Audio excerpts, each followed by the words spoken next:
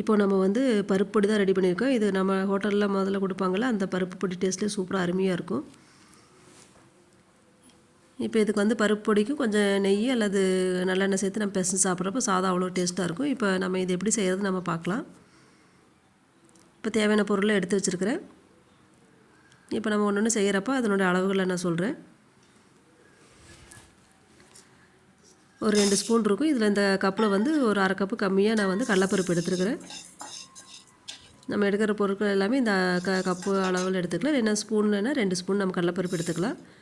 First கடலைப்பருப்பு கொஞ்சம் வறுத்ததுக்கு பச்சை கடலைப்பருப்பு வறுத்துப்பட்டதுக்கப்புறம் லைட்டாக செவந்ததுக்கப்புறம் நம்ம வந்து உளுந்து சேர்த்துக்கலாம். டீ வந்து கொஞ்சம் மீடியம் கம்மியாக வச்சு நம்ம வறுத்துக்கலாம். அப்போ தான் நல்லா வறுவட்டு வரும். உளுந்து அதே மாதிரி 2 ஸ்பூனு. அந்த கப்பில் பார்த்திங்கன்னா ஒரு 1/2 கப்பு கொஞ்சம் கம்மியாக எடுத்துருக்கேன்.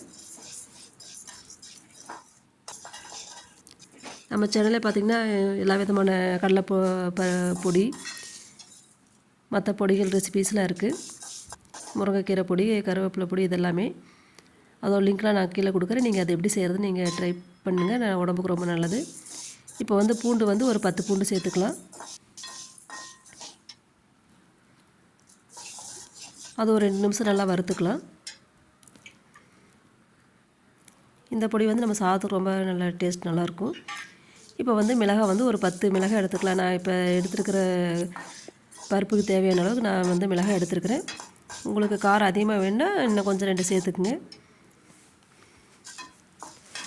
அது சேர்த்து ஒரு 2 நிமிஷம் நல்லா கொஞ்சம் நம்மளுக்கு வந்து மிளகாய் வந்து லைட்டாக கொஞ்சம் கலர் மாறும். அந்த அளவுக்கு நம்ம வறுத்துக்கலாம். இப்போ வந்து நான் வந்து ஒரு 2 கொத்து நான் கருவேப்பிலை எடுத்துருக்கிறேன். கருவேப்பிலை வந்து ஈரம் இல்லாத கொஞ்சம் வர கருவேப்பிலை, இல்லைன்னா கொஞ்சம் ஈரம் இல்லாத கருவேப்பிலை நீங்கள் சேர்த்துக்குங்க. 2 கொத்து கருவேப்பிலை சேர்த்துக்கலாம்.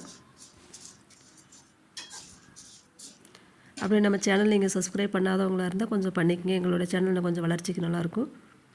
இப்போ இந்த டைமில் வந்து நம்ம வந்து பொட்டுக்கடலை சேர்த்துக்கலாம். இந்த கப்பில் வந்து 2 கப்பு.